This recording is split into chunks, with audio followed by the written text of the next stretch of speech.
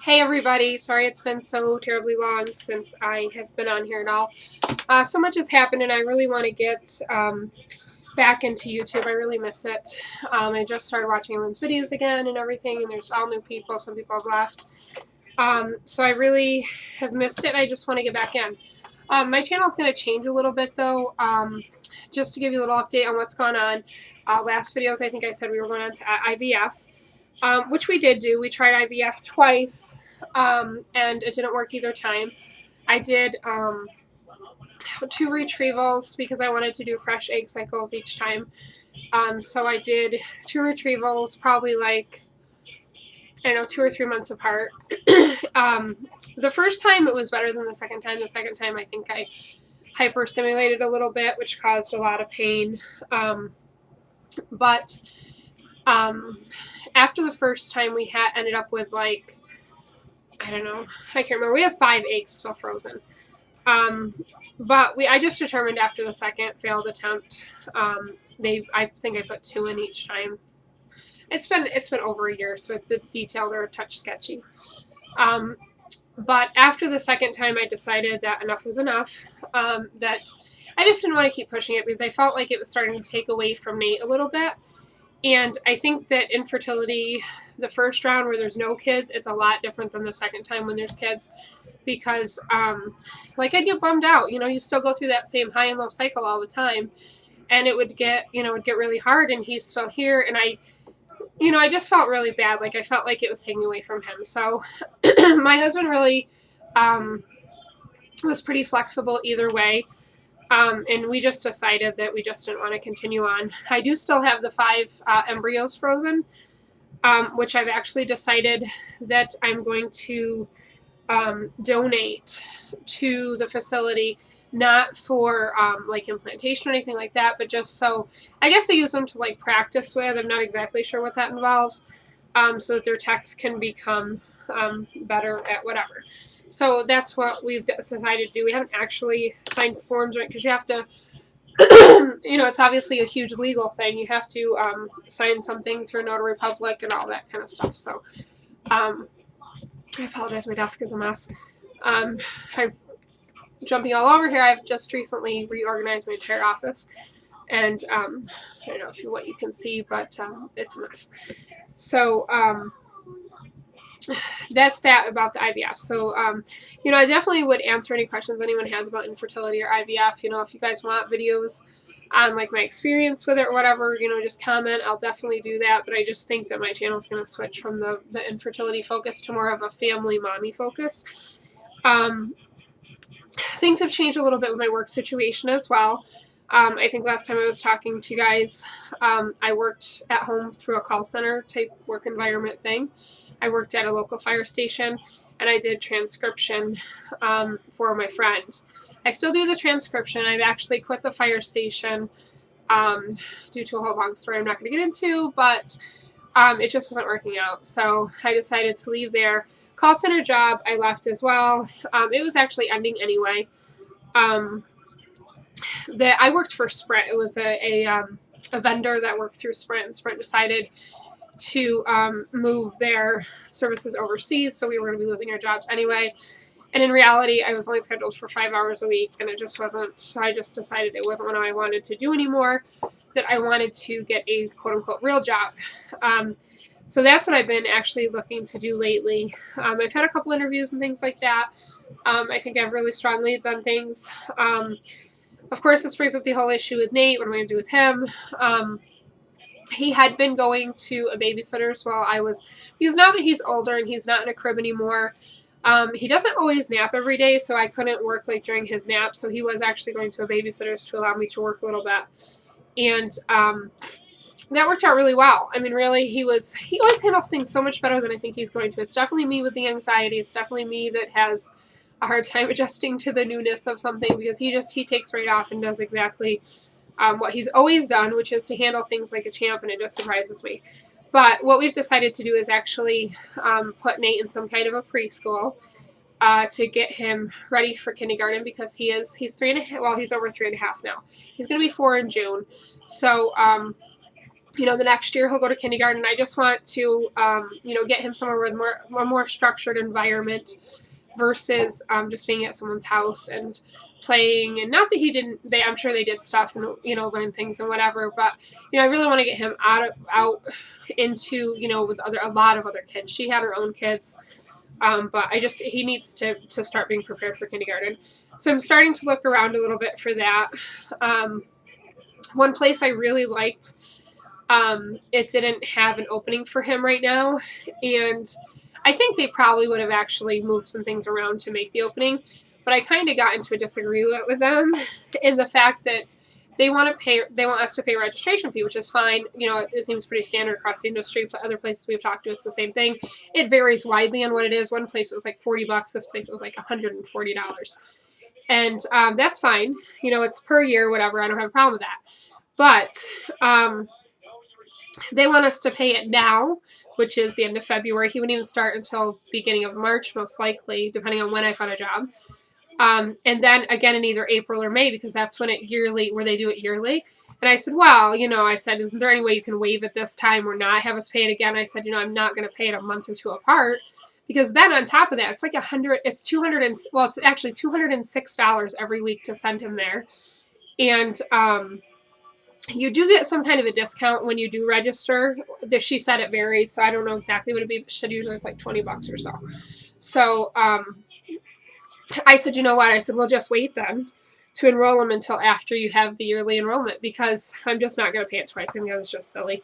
And in reality, then I've decided that I'm probably going to look for, I don't know, I have to start like gathering information, and we have to check out more places. And we looked at one place. It was $180 a week, and it was not worth it. It was like, there were a lot of kids there, and they did do some learning stuff, but it was just like a huge hallway almost where I just didn't like it at all. And the place where I really wanted to send him, it's like an actual little school almost. Like he has a classroom where there's like different centers. Like there's a play center, there's a rug time, there's tables for where they eat their lunch and do their crafts or whatever. And then in that same building, there's like obviously like an outside area with playgrounds and everything. It's been super cold here, so they haven't been using it. But there is almost like an indoor play area as well, almost like it's got like the little village and stuff where the kids can go upstairs. So it's really cool, and it's just it's more of like a school environment, which is really what I want to get him used to. So that's that. So I have a lot of work to do on that, and I need to kind of hurry because I really feel like I will be getting a job sooner than later. So I have to have something lined up because, my husband can miss a little bit of time. He's got vacation and stuff that he could take off if need be, but obviously we'd rather use his vacation for an actual vacation than to have to just stay home with Nate. So in regards to Nate, he's doing really well. Like I said, he's 3.5 now, which I know I haven't been on here forever, but I can show you a picture. He's actually out there watching TV right now. But these are his most recent pictures that he had taken for Valentine's Day. I just love them. They turned out so good. They actually had to sign a thing where they want to use his pictures. She said even possibly in their office, like they blow it up and they turned out amazing. The bow tie and the suspenders was like a last minute stop. I wanted to get him some kind of a tie for Valentine's Day. I didn't know, like we ended up going to this place and they just had this pink. I just thought it was adorable, and it looked amazing. So I also have, because I'm sending pictures to my dad, so I have them out. This is from like the fall. We had pictures taken. Such a stinking cutie. So, but he's doing really well. We did end up, I'm not sure where I was at last time when talking to you guys about Nate, but we did end up actually sending him back to speech. He goes to speech once a week. They wanted to do it twice a week, but we can only get him there once a week. And that's kind of a pain in the butt all in itself. But, he goes to speech, and he's really, kids with a cleft palate, who are born with a cleft palate, they have, like, palate strengthening issues. Especially because he never took a bottle. I never realized all this until you go through all this. Because he never took a bottle. Kids that take a bottle, like, it helps to strengthen their palate because they're constantly sucking. And because Nate never had to do that, his palate has been weak. And over time, it affects certain things as he should develop more things. And so, like, his S sounds, he's very, well, that's don't know if that's a palate strengthening issue, but it's very nasally, and so he's really come a long way on that. His F sounds at the beginning of a word, like in fun, he had a hard time pronouncing like the F in the beginning, but not in the middle, which I can't remember if she said that was a common thing or not. I can't remember.